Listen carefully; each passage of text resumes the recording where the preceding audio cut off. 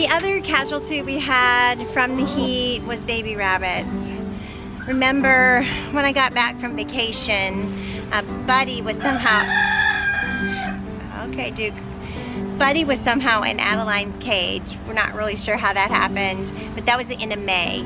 So it's 30 days to birth, so then that was the end of June. So 6 babies were born, 5 were dead right after birth, and 1 survived. So I was hoping for that one. But then a few days later, it died too. So that's why we don't breed here in the South in the summertime. Unfortunately, my good friend in Oklahoma just learned that lesson the hard way. She had an air-conditioned rabbitry, and then she moved to a new property, and she had this beautiful 3-sided structure, which we thought would be okay with ventilation, with fans, but it wasn't. So she had 9 kits die and an adult rabbit die, just like the first week of June. So definitely in the South, breeding time is not in the summer for sure. We'll start breeding again when the cool weather sets in, and then we'll breed all winter, and then we'll stop. I like to round it all up so nobody's born after May. All right, so what we're doing now to keep our rabbits cool is letting them get out in their exercise pen so they can kind of dig into the dirt a little bit. And then the other thing we're doing is it's time for ice packs, you guys. Fun. Let me show you.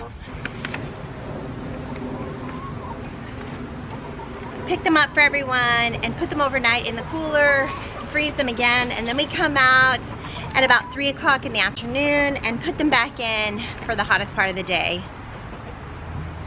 And that's how we get through the summer. Only when when the heat index is above 100. Yesterday it was 110, so today we're expecting the same. So yeah, definitely got to get them through the summer somehow. So rabbits are definitely a winter animal or northern animal. They are harder to raise in the South. I mean, imagine having a fur coat on in the middle of the summer heat. I wouldn't want that either.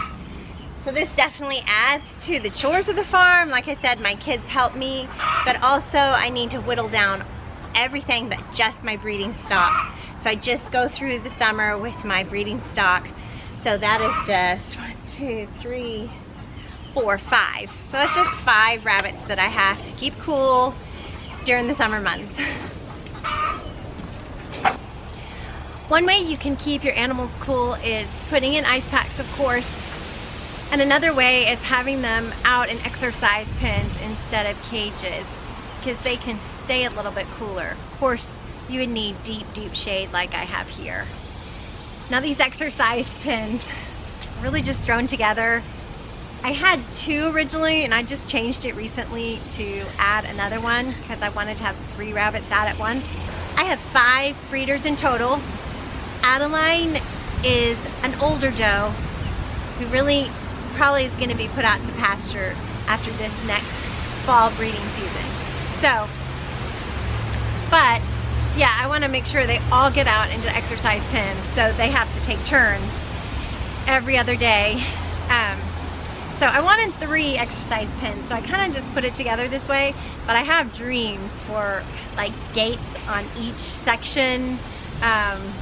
So that's definitely something we'll probably also do in the fall, because it's just so hot for projects like this right now. We had this big privacy fence here when we moved in. I think the lady who lived here wanted to have like privacy from her neighbors looking into her patio. So she had this here, and we were gonna tear it down, but then that's a lot of work, and so we thought, let's use it to our advantage. So on this side, I have my rabbit pens, my exercise pens, and on the other side, we made kind of a dining room patio area. So kind of a room, outdoor space, so that's really fun. Now this area here floods. So at first when I moved in, I thought, well, when we got rabbits, I thought, oh, I would love to keep my rabbits here full time, you know, day and night. So they'll have a big space for which to be in all day and all night instead of being in a cage. But Unfortunately, this area floods really badly, and so I can't leave them here in the night. And I have to watch carefully during the springtime. When I put them in here, I have to make sure I'm going to be home in case a rainstorm comes. I can come take them out. You know, I have to watch the weather really carefully. But the summer months are just a perfect time to just let them chill out in here all day, and then I put them back in the evening once the sun has gone down. It's not quite so hot, and I feed them. So just something I do every day in the summer just to get them through the summer, because it is so hard on them. Poor baby, so hot. This is the one that didn't get out today. Let's give her an ice pack.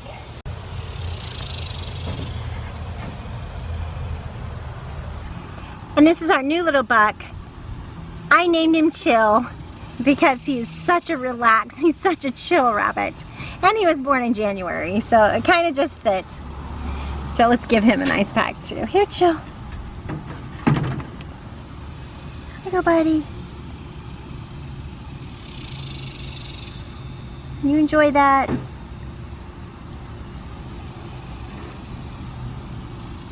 Here's Chill getting through his first hot summer. He'll get out in the exercise pins tomorrow. Everyone is so hot.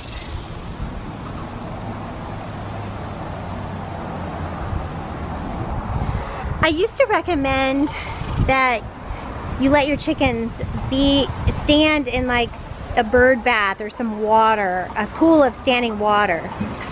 But that didn't really work out for me, because my chickens stood in that water, and you know, they probably cooled off, but they also pooped in that water, and then they drank the water, and then they started to get sick. So I don't recommend that anymore. What I do recommend is this.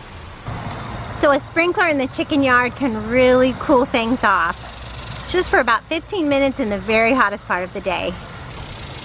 And as you can see, we're using a trampoline to shade our girls.